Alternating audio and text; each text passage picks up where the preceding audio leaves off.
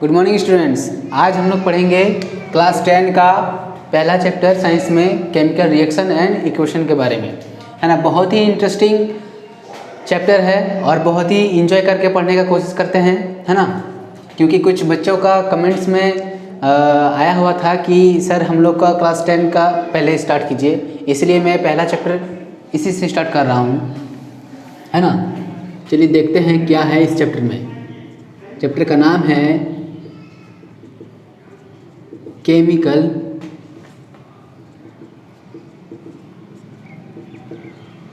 Reaction and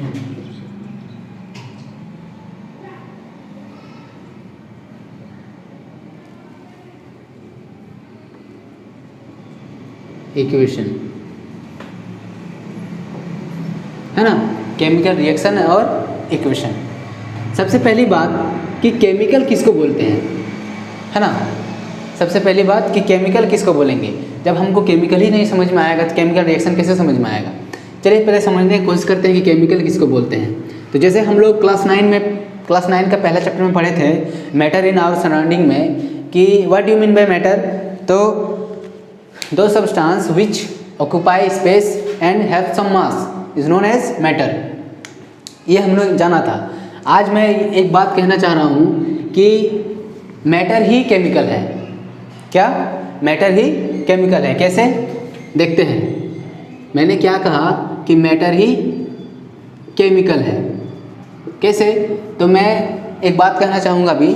जैसे कि ये मेरे पास की है, मेरे पास ये क्या है, की है। ये की जो है ये मैटर है कि नहीं है? हाँ, ये मैटर है, क्योंकि इसमें ये स्पेस भी ऑक्यूपाई करेगा और इसमें कुछ मास भी है। तो ये अब आपका ये पहला क्वेश्चन होगा कि सर ठीक है, आपने बताया कि ये मैटर है, लेकिन मैटर ही केमिकल कैसे है?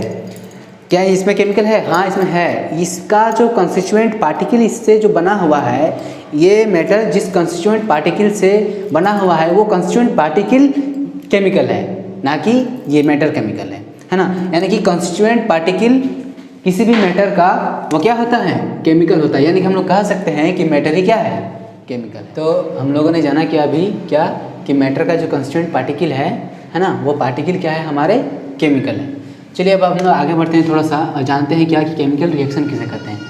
रिएक्शन किसे कहते हैं? आप सीबीएसई के बच्चे हैं तो आपको पता होगा कि रिएक्शन किसे कहते हैं, है ना। जैसे कि मान लीजिए कि आपको कोई गेंद, आपकी तरफ कोई बॉल फेंकता है तो आप सजग हो जाते हो। दैट मीन्स क्या कि कोई आपकी तरफ बॉल फेंका और आप सजग हो गए। दैट मीन्स आप में कोई रिएक्टेड हुआ, आप में कोई रिएक्शन आ गया, है ना। तो चलिए देखते हैं क्या कि मैटर कैसे रिएक्शन करता है। तो हम लोग बोल सकते हैं कि जब एक मैटर दूसरे मैटर से मिलते हैं या रिएक्शन करते हैं तो तीसरा मैटर बनाता है ना।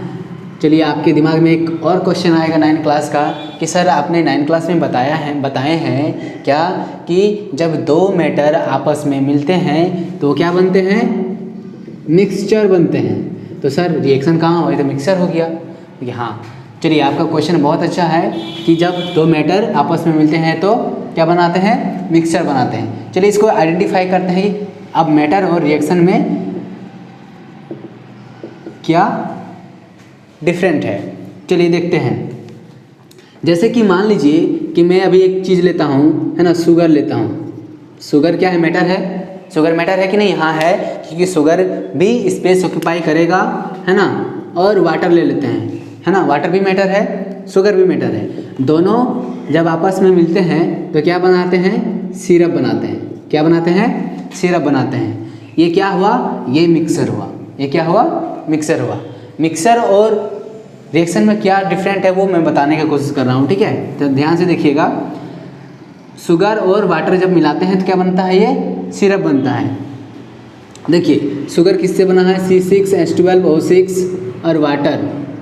ये जब सिरप बनता है तो सिरप में भी क्या होता है, यही सब रहता है, C6H12O6 और वाटर, यही चीज़ रहता है। यानी कि इसमें कोई डिफरेंट नहीं होता है, सिर्फ इसका कंसंट्रेट बढ़ जाता होगा, है ना। लेकिन इसमें कोई केमिकल चेंजेस नहीं होता है। यानी कि हम लोग कह सकते हैं, है ना, कि दो substance which mix does not undergo any chemical changes is known as mixer.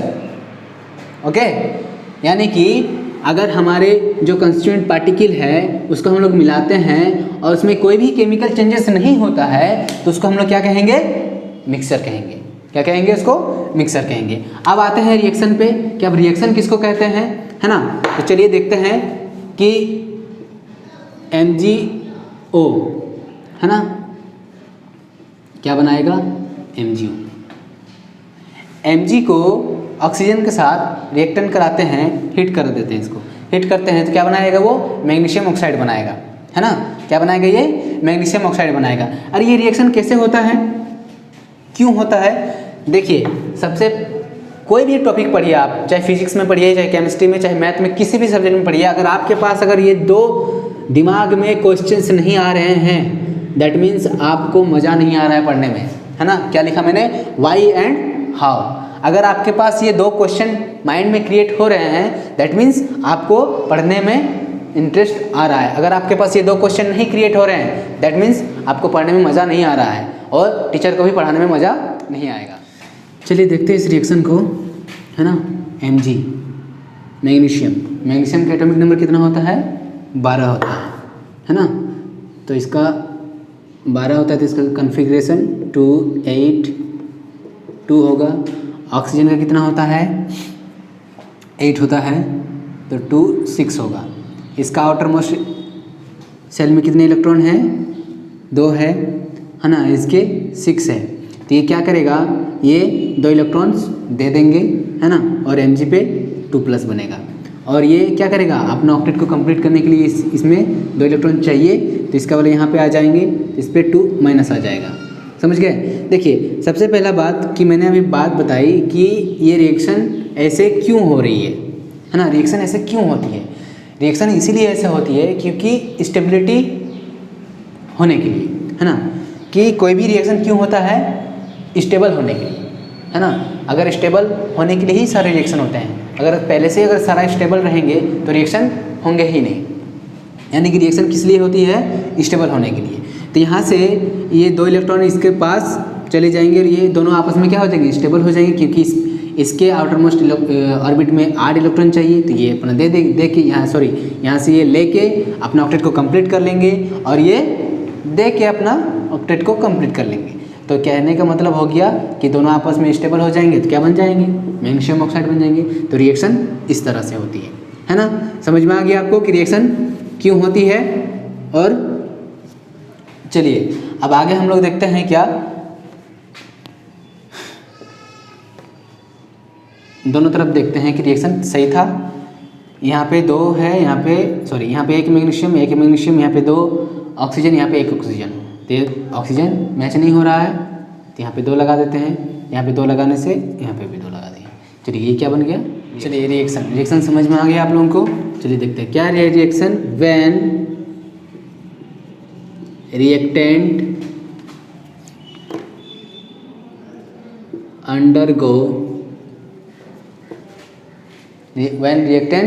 undergo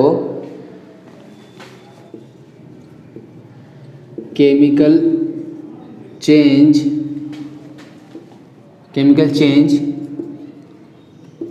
produce product. यानी कि रिएक्टेंट क्या होता है? जैसे कि मैंने पहला रिएक्शन लिखा था MgO और क्या बनाया था ये MgO, है ना। मैग्नीशियम ऑक्सीजन के साथ हीट करा दिए तो मैग्नीशियम ऑक्साइड बना। तो इस वाले पार्ट को, लेफ्ट हैंड साइड को हम लोग रिएक्टेंट कहते हैं। क्या कहते हैं? रिएक्टेंट कहते हैं। और जो मेरा रिएक्शन होके रिजल्ट बना इसको कहते हैं प्रोडक्ट। क्या कहते हैं इसको? प्रोडक्ट कहते हैं, है ना। चलिए अब आगे बढ़ते हैं।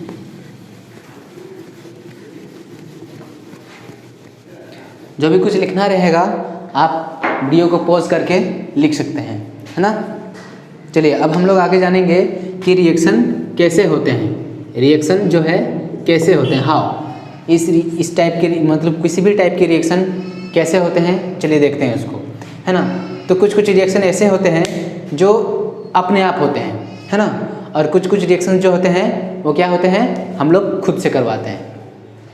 अपने आप कैसे होते हैं, जैसे आप लोहा को रख दीजिए बाहर में, है ना, पानी के साथ या एयर मॉलिक्यूल के साथ वो रिएक्ट होंगे, अपने आप होंगे, उसमें कोई डाउट नहीं है। और कुछ रिएक्शन जो है हम लोग खुद से करवाते हैं, है ना।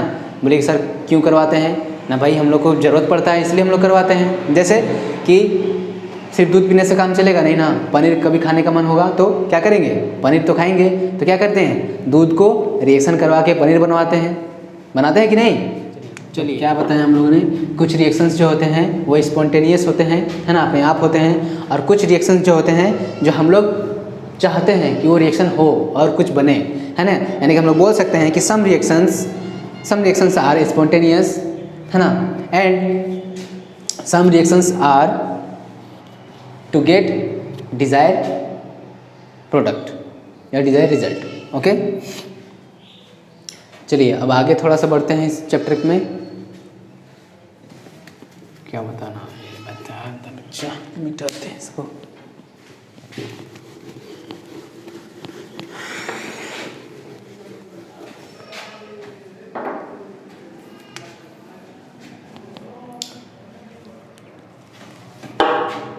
चलिए एक चीज़ जानते हैं हम लोग, व्हाट हैपेंस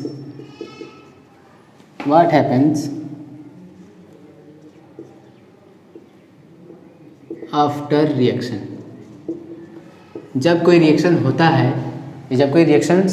है तो उसके बाद क्या होता है, रिएक्शन होने के बाद क्या होता है, तो बहुत सारी चेंजेस होती है ना। चलिए देखते हैं क्या क्या हो सकता है। सबसे पहला चेंज इन स्टेट, है ना। अगर रिएक्शन होंगी तो उसका स्टेट में भी चेंज हो सकता है। मैं अभी सारा कुछ बताऊंगा, ठीक है, कि कैसे होते हैं। जैसे कि मैंने इसका एक एग्जांपल ले लेता हूँ, है ना। ये क्या है, हाइड्रोजन। ये क्या है, हाइड्रोजन है। ये हाइड्रोजन किस फॉर्म में रहता है, गैस फॉर्म में रहता है। किस फॉर्म में रहता है, ये गैस फॉर्म में रहता है। और ऑक्सीजन ले लेते हैं, ऑक्सीजन भी किस फॉर्म में रहता है, गैस फॉर्म में रहता है। लेकिन इसको आपस में जब रिएक्शन करवाते हैं तो क्या बनता है, ये H2O। क्या बनता है, ये H2O। और H2O किस फॉर्म में रहता है, लिक्विड। यानी कि गैस फॉर्म से है ना, गैसियस स्टेट में था ये दोनों एलिमेंट, है ना। दोनों रिएक्टेंट को हम लोग बोल सकते हैं इसको। ये रिएक्टेंट पहले गैसियस स्टेट में था, लेकिन ये रिएक्शन होने के बाद, प्रोडक्ट में कन्वर्ट होने के बाद ये किस स्टेट में बना, ये लिक्विड स्टेट में आ गया, है ना। दोनों की दोनों हाईली फ्लेमेबल है ना, ज्वलनशील है ये दोनों एलिमेंट, है ना। हाइड्रोजन भी ज्वलनशील है और ऑक्सीजन भी ज्वलनशील है, दोनों जलने वाला है। लेकिन आपस में जब मिलते हैं तो ये क्या, बुझाने वाला काम बन जाता है ये, है ना। तो क्या हो सकता है, चेंज इन स्टेट, है ना। दूसरी बात क्या है, चेंज इन टेम्परेचर में भी चेंजेस हो जाएगी, है ना। टेम्परेचर में भी कभी कभी चेंजेस आती हैं। चेंज इन कलर, है ना, कलर में भी चेंज होती है। और क्या कह सकते हैं हम लोग, चेंज इन कलर। कुछ रिएक्शन में ऐसी होती है, इवोल्यूशन ऑफ गैस। रिएक्शन होने के बाद गैस भी निकलती है ना, इवोल्यूशन ऑफ गैस होती है। चलिए इतने सारे चेंजेस होती है। अब हम लोग जानेंगे टाइप्स ऑफ रिएक्शन, है ना, टाइप्स ऑफ रिएक्शन और इक्वेशन। तो टाइप्स ऑफ रिएक्शंस के बारे में थोड़ा सा लेट से जानेंगे हम लोग। सबसे पहले जानेंगे टाइप्स ऑफ इक्वेशन, है ना, केमिकल इक्वेशन। केमिकल इक्वेशन के कितने टाइप्स होते हैं, केमिकल इक्वेशन के कितने टाइप होते हैं, ये 2 टाइप की होती है ना। ये केमिकल इक्वेशन कितने टाइप की होती है, 2 टाइप की होती है। एक होती है बैलेंस इक्वेशन, क्या होती है, एक बैलेंस इक्वेशन, और दूसरी क्या होती है, अनबैलेंस इक्वेशन। क्या होती है, अनबैलेंस इक्वेशन, है ना। इसके बारे में हम लोग अभी जानेंगे। उसके बाद हम लोग जानेंगे क्या, टाइप्स ऑफ रिएक्शन, कितने टाइप्स की रिएक्शंस होती हैं। तो बहुत सारे टाइप्स की रिएक्शंस होती है ना। एक थोड़ा सा मैं आपको इंट्रो करा देता हूँ, क्या क्या आगे पढ़ना है। तो टाइप्स ऑफ रिएक्शन में हम लोग क्या पढ़ेंगे आगे जाके, है ना, कॉम्बिनेशन ऑफ रिएक्शन पढ़ेंगे, कॉम्बिनेशन रिएक्शन, है ना, displacement reaction, double displacement reaction,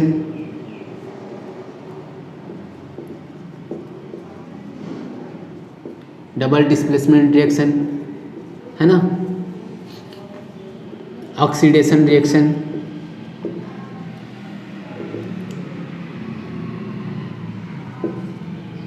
reduction. ये कभी कभी दोनों चीज़ जो होती है एक साथ होती है ना। और भी सारे रिएक्शंस हैं जैसे कि एक्सोथर्मिक, ये पहले ही लिखना चाहिए था मेरे को, एक्सोथर्मिक रिएक्शन, एंडोथर्मिक रिएक्शन, है ना, एंडोथर्मिक रिएक्शन, एंडोथर्मिक रिएक्शन। और क्या कहते हैं कोरोजन। तो इस तरह करके हम लोग के पास बहुत सारे हैं, है ना, इस सबको पढ़ना है।